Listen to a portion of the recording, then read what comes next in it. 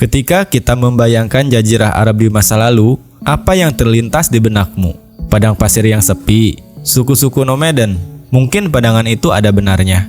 Tapi itu bukan keseluruhan cerita. Jauh sebelum Islam muncul, Jazirah Arab adalah rumah bagi peradaban yang maju, kota-kota yang makmur, dan kerajaan-kerajaan yang kuat. Sejarah ini seringkali terabaikan, bahkan terlupakan. Seolah-olah sejarah peradaban Arab baru dimulai saat Islam muncul. Tapi apa iya? Apakah peradaban Arab pra-Islam itu memang tidak ada? Atau ada alasan lain kenapa sejarah seolah-olah dihapus dari narasi kita? Di video ini, kita akan coba bedah kisah peradaban Arab yang hilang.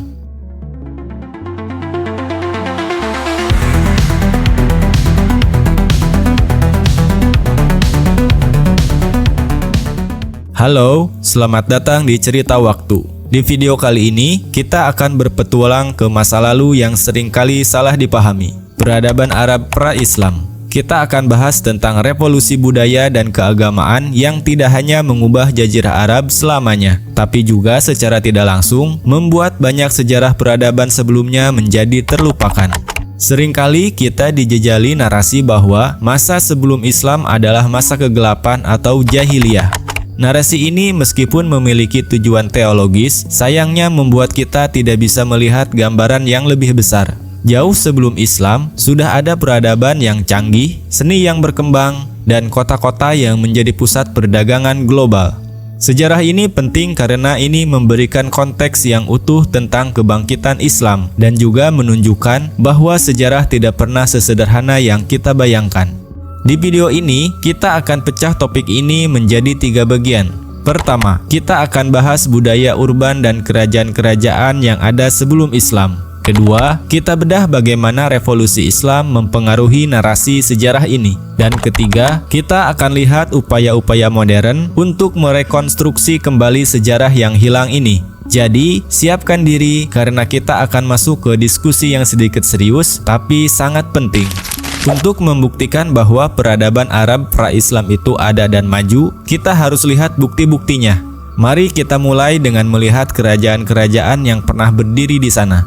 Jauh sebelum Islam, Jazirah Arab adalah rumah bagi peradaban yang makmur, bukan sekadar padang pasir yang kosong.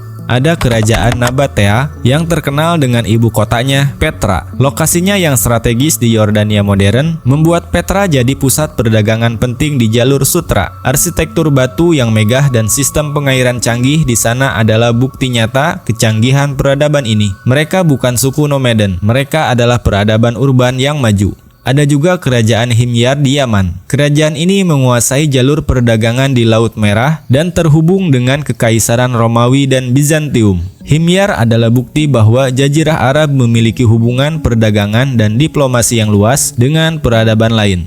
Kekayaan mereka datang dari perdagangan rempah-rempah dan kemenyan yang membuat mereka jadi kekuatan ekonomi yang diperhitungkan. Selain kerajaan, ada juga budaya urban yang berkembang pesat. Kota-kota seperti Mekah dan Yathrib yang kemudian jadi Madinah adalah pusat perdagangan yang ramai. Di kota-kota ini terjadi pertukaran barang, ide, dan budaya. Budaya sastra terutama puisi sangat dihargai. Para penyair dianggap sebagai pahlawan, dan kompetisi puisi adalah acara sosial yang penting. Ini menunjukkan bahwa Jazirah Arab pra-Islam punya budaya yang kaya, bukan cuma padang pasir yang kering. Jadi, narasi bahwa Jazirah Arab pra-Islam itu bodoh atau primitif adalah pandangan yang terlalu menyederhanakan. Faktanya, sudah ada peradaban yang canggih, ekonomi yang makmur, dan budaya yang kaya. Lantas, kenapa semua ini seolah hilang dari sejarah? Kenapa narasi jahiliyah atau masa kebodohan jadi begitu dominan? Sekarang kita bahas bagian yang paling krusial, bagaimana revolusi Islam mempengaruhi narasi sejarah ini. Kebangkitan Islam di abad ke-7 Masehi membawa perubahan yang sangat drastis, baik secara sosial, budaya, maupun keagamaan. Islam memperkenalkan konsep monetisme yang kuat, etika sosial baru, dan tatanan politik yang berbeda. Dan dalam prosesnya, periode sebelumnya seringkali dilabeli sebagai jahiliyah atau periode kebodohan. Penggunaan istilah ini meskipun memiliki tujuan teologis untuk menekankan kontras antara tatanan baru yang adil dan tatanan lama yang dianggap korup dan penuh penyembahan berhala, secara tidak langsung membuat banyak peradaban dan sejarah pra-Islam menjadi terpinggirkan. Sejarah pra-Islam jadi seolah terputus. Kita jadi lebih fokus pada kebangkitan Islam dan melupakan semua yang terjadi sebelumnya.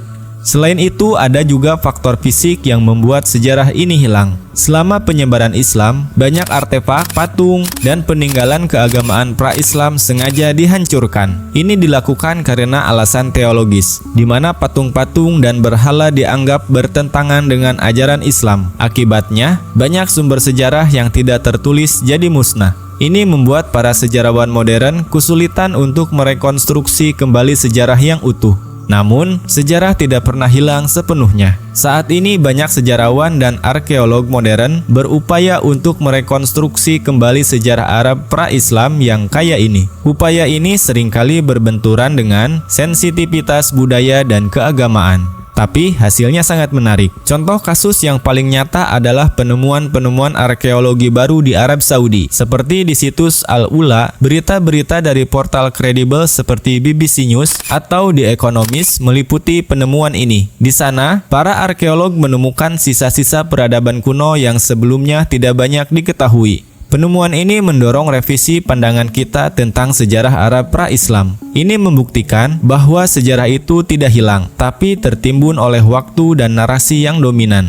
Jadi, kita bisa lihat bahwa revolusi Islam memang membawa perubahan besar. Tapi sayangnya, ia juga secara tidak langsung menutupi peradaban-peradaban yang ada sebelumnya. Lantas, setelah kita tahu semua ini, apa yang bisa kita lakukan?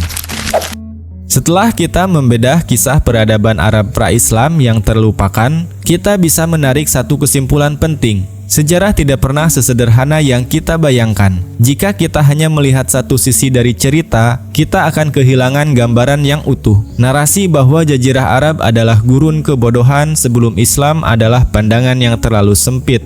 Faktanya, di sana sudah ada peradaban yang kaya dan maju. Memahami sejarah ini penting karena ia memberikan konteks yang lebih utuh tentang kebangkitan Islam dan juga mengajarkan kita untuk selalu kritis terhadap narasi yang dominan. Sejarah seringkali ditulis oleh pihak yang menang atau oleh pihak yang punya narasi yang paling kuat. Tapi dengan belajar, bertanya, dan mencari tahu, kita bisa melengkapi potongan-potongan sejarah yang hilang. Sebagai individu, kita punya peran penting. Pertama, mulai belajar sejarah dari berbagai sumber. Jangan hanya mengandalkan satu buku atau satu pandangan. Cari tahu dari jurnal-jurnal akademik, penelitian arkeologi, atau sumber-sumber yang kredibel. Kedua, kritis terhadap istilah-istilah historis. Ketika kita mendengar istilah seperti jahiliyah, coba pikirkan lebih dalam. Apa arti sebenarnya di balik istilah itu? Apa yang sengaja tidak diceritakan? Ketiga, dukung upaya rekonstruksi sejarah. Saat ada berita tentang penemuan arkeologi baru di Timur Tengah, baca dan sebarkan. Dengan begitu, kita bisa ikut mengapresiasi sejarah yang selama ini terlupakan. Pada akhirnya, sejarah adalah guru terbaik kita. Dan dengan belajar dari masa lalu yang kompleks, kita bisa membangun pemahaman yang lebih kaya dan adil tentang dunia kita sekarang. Jadi, peradaban Arab pra-Islam bukanlah peradaban yang hilang, melainkan peradaban yang terlupakan. Dan dengan kesadaran, kita bisa membawanya kembali ke permukaan. Bagaimana menurutmu? Apakah ada peradaban lain yang menurutmu juga disembunyikan dari sejarah? Tulis pendapatmu di kolom komentar di bawah. Kalau kamu merasa video ini bermanfaat, jangan lupa like dan subscribe agar tidak ketinggalan video-video edukasi kami lainnya. Sampai jumpa di video berikutnya.